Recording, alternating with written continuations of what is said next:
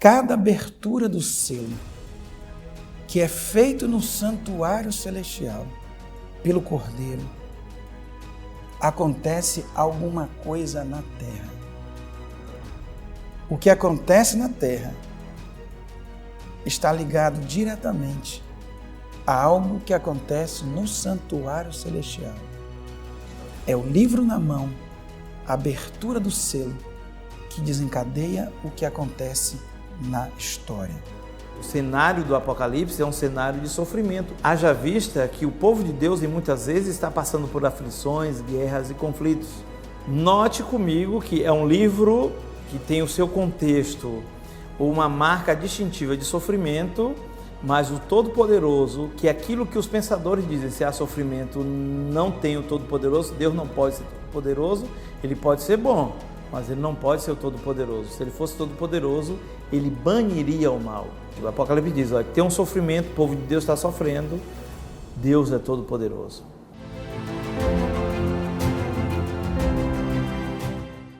E quando João apresenta Deus Todo-Poderoso e aqui mostrando as bem-aventuranças, João está dizendo não, mesmo em meio ao sofrimento humano, Deus tem uma esperança para ele, Deus é bom, Deus vai conseguir um dia, vai conseguir não, no momento certo, conforme Deus projetou, o problema do mal vai ser resolvido. Deus se faz presente de muitas maneiras, mas a maneira mais especial dele é se manifestar através do seu santuário. No Antigo Testamento, o santuário do deserto, o templo em Jerusalém. Hoje, através da habitação do Espírito Santo na minha vida e na sua vida. E a gente tem um Deus que também promete estabelecer a justiça e colocar um fim a esse atual estado de coisas. Promete colocar ordem, prometem acabar definitivamente com o mal. Enquanto nós somos despedaçados, o próprio Deus foi despedaçado para nos dar a solução final, que é a vida eterna em Cristo Jesus. Deus é descrito no livro de Apocalipse como o Alfa e o Ômega, o primeiro e o último. Essa imagem revela Deus como Senhor de toda a história, do começo de todas as coisas até o fim, passando por tudo aquilo que está contido entre esses pontos. Ao ler a revelação que João recebeu em Patmos, podemos ter confiança no fato de que um Deus soberano está governando sobre toda a história, mesmo quando as coisas estão difíceis e parece que não estamos indo a lugar nenhum. O Cordeiro crucificado tomou seu lugar de direito para reger todo o cosmos. Ao inimigo das almas, pouco tempo lhe resta, sabendo que está caminhando para um destino de destruição eterna, junto com todo o mal do universo. Neste último episódio da série Deus e o Sofrimento Humano, veremos que, se estamos ao lado de Deus, depositando nossa confiança nele, já estamos do lado vencedor. Não saia daí, estamos só começando.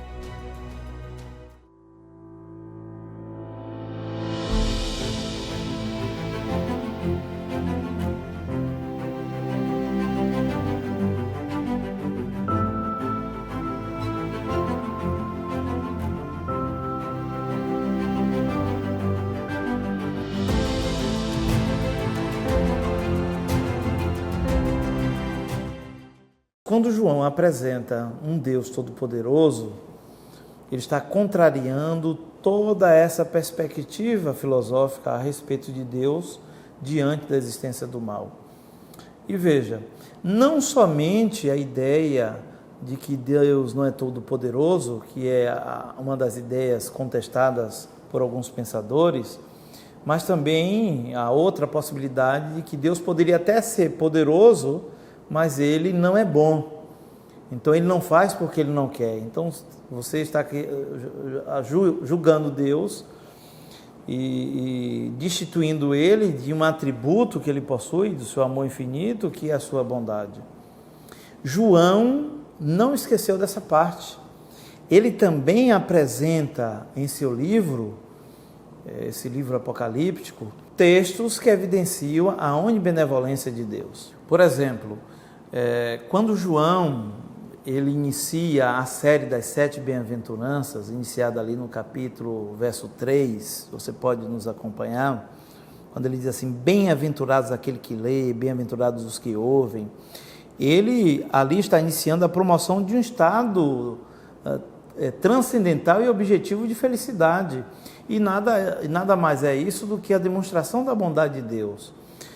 Na segunda bem-aventurança, que está no capítulo 14, verso 13, essa bem-aventurança atende um dos principais motivos de sofrimento humano, que é a morte. Está escrito assim: bem-aventurados os mortos, que desde agora morrem no Senhor. Isso é a demonstração da bondade dele, porque os que morrem no Senhor, ele não vai ter vez, não vai fazer parte da segunda ressurreição, e sim da primeira. Serão ressuscitados e levados para reinar com Cristo 1000 anos, conforme apresentado no livro de Apocalipse, ali no capítulo 20. A terceira bem-aventurança, capítulo 16, verso 15, bem-aventurado aquele que vigia e guarda suas vestes, para que não ande nu e não se veja a sua nudez, ele não seja reprovado no reino dos céus. 19, verso 9, a quarta bem-aventurança, são os felizes aqueles que são chamados à ceia das bodas do Cordeiro. Aqueles que são chamados a essas bodas estarão lá no reino dos céus. O quinto, bem-aventurado o santo é aquele que tem parte na primeira ressurreição, conforme nós já falamos no capítulo 14, verso 13, na segunda bem-aventurança. A sexta bem-aventurança, bem-aventurado aquele que guarda as palavras da profecia deste livro. Os que guardam, esses também serão guardados pelo Senhor. E a última bem-aventurança, 22, verso 14. Bem-aventurados aqueles que lavam suas vestes, para que tenham direito à árvore da vida e possam entrar na cidade pelas portas. As bem-aventuranças vêm dar esperança para aqueles que tiveram as suas expectativas todas derrotadas e não conseguiam enxergar além da linha do horizonte algo que lhes trouxesse felicidade.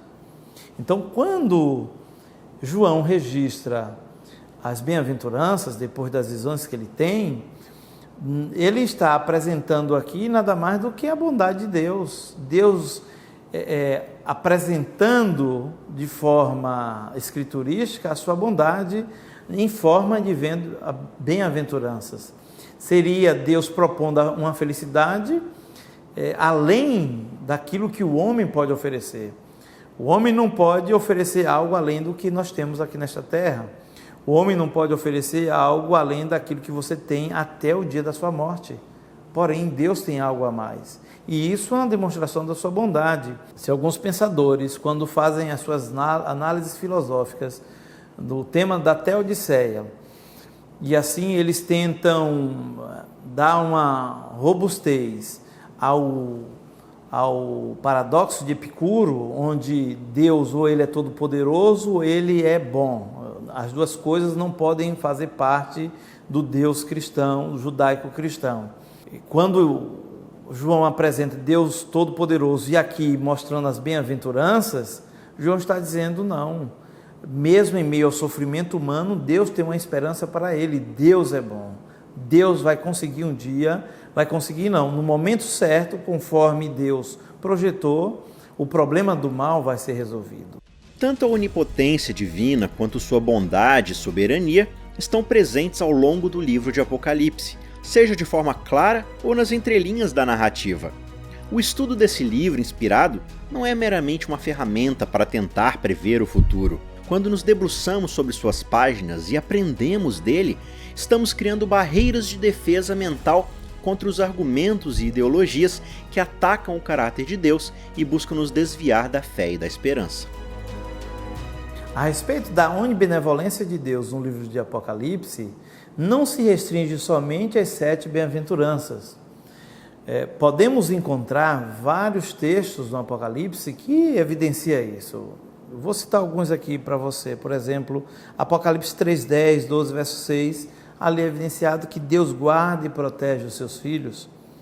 Apocalipse 3:20, 19:9, Deus demonstra cumplicidade, aproximação. E aliás, no capítulo 1, quando ele diz que ele está com as 7 estrelas na mão, ele está dizendo que ele está com as igrejas nas suas mãos, ele está no controle da história da humanidade, ou seja, ele está acompanhando o desenrolar da história da humanidade.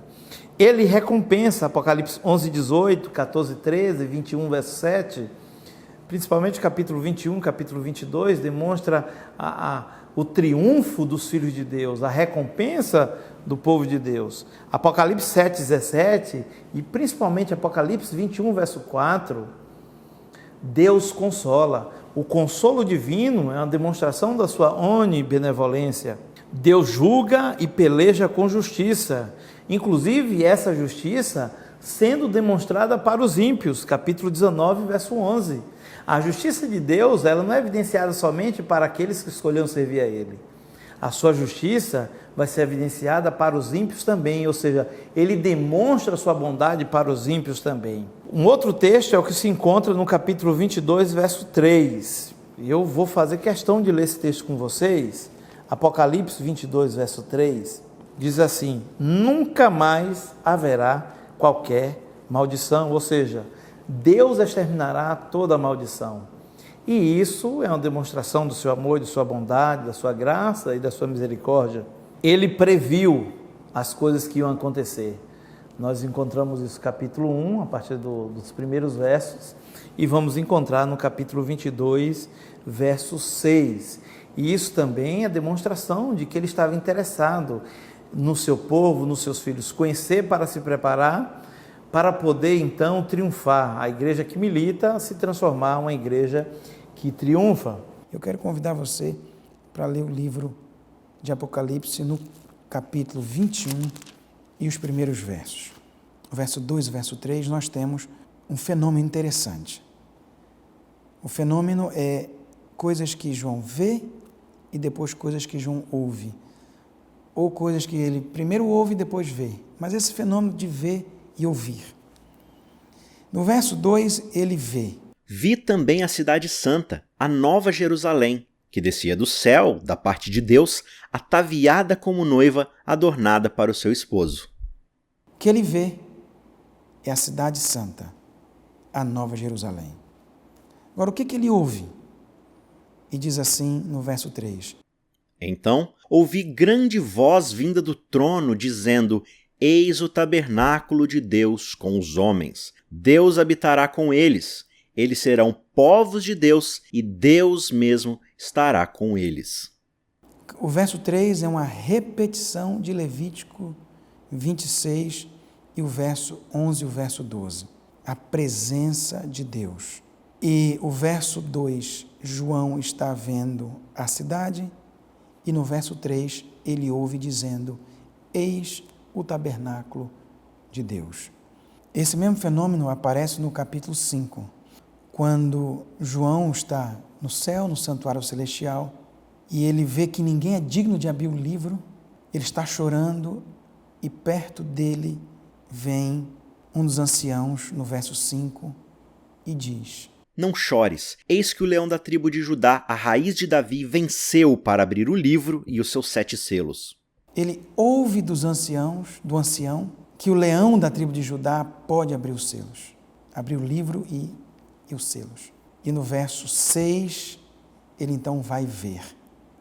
Que ele vê no meio do trono, dos 4 seres viventes e entre os anciãos de pé, ele vê um cordeiro. Ouve leão e vê cordeiro, mas é a mesma pessoa, Jesus Cristo. Esse mesmo fenômeno aparece em Apocalipse capítulo 7. No capítulo 7, o verso 4, ele diz: então ouvi o número dos que foram selados. E vem então 144 mil sendo descritos. E no verso 9 diz: depois destas coisas vi, e eis uma grande multidão. Ele ouve o número 144 mil e depois ele vê uma grande multidão. Esse fenômeno acontece novamente no capítulo 17. Ele primeiro escuta a voz do anjo dizendo: vem mostrar-te-ei o julgamento da grande meretriz que se acha assentada sobre muitas águas.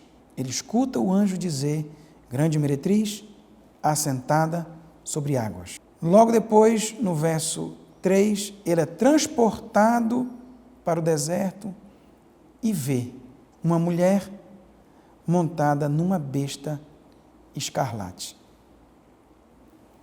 Ele ouve uma coisa e vê outra, mas as duas são complementares. Assim como ele ouve Cristo como leão e vê Cristo como cordeiro. Assim como ele ouve os 144.000 e vê a grande multidão. Assim como ele ouve uma mulher assentada sobre águas e ele vê uma mulher assentada sobre uma besta. A mesma coisa acontece no capítulo 21, o verso 2 e o verso 3.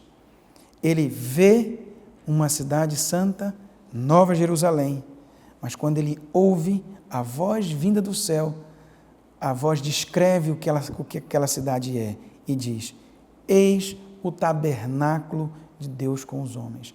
Cidade e tabernáculo, Jerusalém, são a mesma coisa. O santuário de Deus, o templo de Deus que está no céu, desce no capítulo 21, verso 2 e verso 3, para esta terra. E Deus descreve: aí está o templo de Deus, essa cidade é o templo de Deus. E aí termina dizendo: Deus habitará com eles, eles serão povo de Deus, e Deus mesmo estará com eles. Essa é a verdadeira bênção, essa é a resposta final de Deus ao sofrimento. Deus presente com seu povo no tabernáculo final dele, chamada Nova Jerusalém. Mas enquanto Jesus não surge, o juízo universal não acontece, você pode ter certeza que essas postulações, essas ideias, elas vão continuar sendo dissipadas. Elas vão continuar sendo propagadas por muitos que não conseguem conceber a ideia da existência do sofrimento com a existência de Deus. E eu queria citar aqui, mas eu queria citar ipsiliter, e vou citar um documento que foi escrito por mim mesmo, que faz parte de um trabalho que eu fiz, uma dissertação de mestrado, e é uma citação de Edward Miller e Stanley Granz, num livro chamado Teologias Contemporâneas. É sobre essa questão do entendimento da Teodiceia e essa relação do sofrimento e a existência de Deus. Ele diz assim: apenas no fim o mal será separado do bem e destruído. O futuro não é intrinsecamente ligado ao presente, mas o futuro determina o presente. O papel da teologia cristã consiste em fazer com que tais lembretes do futuro ou promessas tenham algo a dizer às esperanças e à angústia do presente.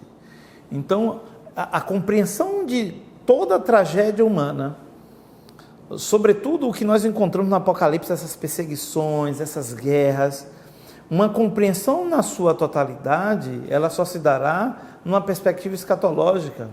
Quando terminar tudo, nós poderemos compreender todas as coisas. A onipotência divina permeia toda a literatura bíblica do Apocalipse. A onipotência é o atributo de Deus que lhe permite fazer tudo o que for de sua santa vontade. A palavra onipotência vem de dois termos, latino, omni, todo, e potens, poderoso, significando, portanto, todo-poderoso. Enquanto a liberdade de Deus se refere ao fato de não haver constrangimentos exteriores às decisões de Deus, a onipotência divina refere-se ao seu próprio poder de fazer o que decidiu fazer. E por fim, irmãos, diante da insensatez apregoada e difundida por teologias liberais e filosofias ateístas, esse discurso, essa narrativa escatológica de João, ele converge o leitor para a consciência de um Deus previdente, possível e absoluto, um Deus omnibenevolente e também todo-poderoso, aquele que garante que mesmo diante das piores humilhações e dos sofrimentos mais latentes, que por algum motivo escuso a consciência humana é desconhecido, ele se faz presente. Então veja, o livro do Apocalipse tem o seu início e tem seu fim, demonstrando de que o ser humano não está sozinho diante das atrocidades, diante dos infortúnios, diante do sofrimento. E Deus, mesmo diante de tudo está acontecendo, Ele continua sendo todo-poderoso e continua sendo bondoso, o Deus amoroso, o Deus revelado no Apocalipse e que no fluxo histórico, numa perspectiva mais preditiva, ele se apresenta em cada momento na história. Ao longo de toda a Bíblia, o mal e o sofrimento jamais possuem a última palavra. Eles são reais e podem ser experimentados em níveis muito profundos, mas sempre serão uma realidade penúltima. A realidade final da história é a nova criação e um novo reino, onde todas as lágrimas são secadas e o mal e a dor não mais existirão. Mesmo que venhamos a experimentar a morte, a certeza é de vida eterna, e não apenas isso, mas uma vida eterna com o próprio Cristo. A Nova Jerusalém, onde eu e você vamos morar, é o tabernáculo, o santuário, o templo de Deus. E ali não mais separação. Deus e o seu povo, para sempre, um só, por toda a eternidade. Quando João apresenta Deus Todo-Poderoso e aqui mostrando as bem-aventuranças, João está dizendo não. Mesmo em meio ao sofrimento humano, Deus tem uma esperança para ele. Deus é bom. Deus vai conseguir um dia, no momento certo, conforme Deus projetou, o problema do mal vai ser resolvido. Choro, morte, lamento, nada. Nós sabemos isso de cor. Mas não haver lágrima nos olhos pela dor é o resultado da verdadeira bênção. Deus e o seu povo juntos, vivendo no santuário de Deus. Isso é bênção. E essa bênção só é possível através do santuário celestial. Essas são as duas respostas que Asaf encontra no santuário. Primeira resposta: Deus está no seu santo templo. O mal vai ter fim. Ele controla a história. Ele é juiz justo. O bom, o fiel, não vai sofrer para sempre. Ele está escutando o clamor. Ele está no seu santo templo. Cale-se diante dele sobre toda a terra, porque ele está agindo, agiu e agirá. E ele demonstra em Apocalipse o final de todas as coisas. Sofra um pouco por causa do nome de Jesus Cristo, e aquele que sofre por ser fiel é chamado de bem-aventurado. Mas saiba que são 60 anos de dor, mas uma eternidade de alegria e felicidade para aquele que foi fiel a Deus. Essa é a primeira resposta. E a segunda é que Deus está comigo e me toma pela mão. O santuário de Deus responde ao sofrimento através de um Deus presente. Deus se faz presente de muitas maneiras, mas a maneira mais especial dele é se manifestar através do seu santuário. No Antigo Testamento, o santuário do deserto, o templo em Jerusalém. Hoje, através da habitação do Espírito Santo na minha vida e na sua vida, mas muito em breve. Não mais uma presença espiritual, não mais um Deus que eu pego ou seguro apenas com oração, mas muito em breve, na Nova Jerusalém, no tabernáculo de Deus sem fim, no templo do Deus Todo-Poderoso. Deus e você, todos nós, segurando sua mão de maneira real, para sempre. Você vai segurar as mãos de Deus. Hoje, espiritualmente, mas muito em breve, suas próprias mãos vão tocar no rosto de Deus. Aí, não mais lágrima, não mais dor, não mais luto, porque Deus se faz presente e você está com Deus. Essa é a mensagem que vem do santuário como resposta ao sofrimento. Eu pergunto, será que o santuário não é importante para a tua vida? Eu te convido hoje, pela fé, entrar no santuário de Deus, encontrar conforto para a tua vida. E te convido para que você permaneça fiel a Deus, mesmo em meio ao sofrimento, porque muito em breve você e Deus vão se encontrar no santuário celestial, não apenas de maneira espiritual, mas física, para juntos os dois passarem a eternidade. Em Apocalipse, o santuário revela e conecta a grande verdade contida através da Bíblia. A resposta final de Deus para o problema do mal é suportá-lo em si mesmo e experimentá-lo na cruz. Deus nos conforta ao descer do céu e vir ao nosso lado, compartilhar de nossas dores. O Cordeiro sofredor da revelação de João provou em seu próprio corpo que o sofrimento pode redimir. Seu sofrimento foi transformador e também pode nos transformar para a glória de Deus.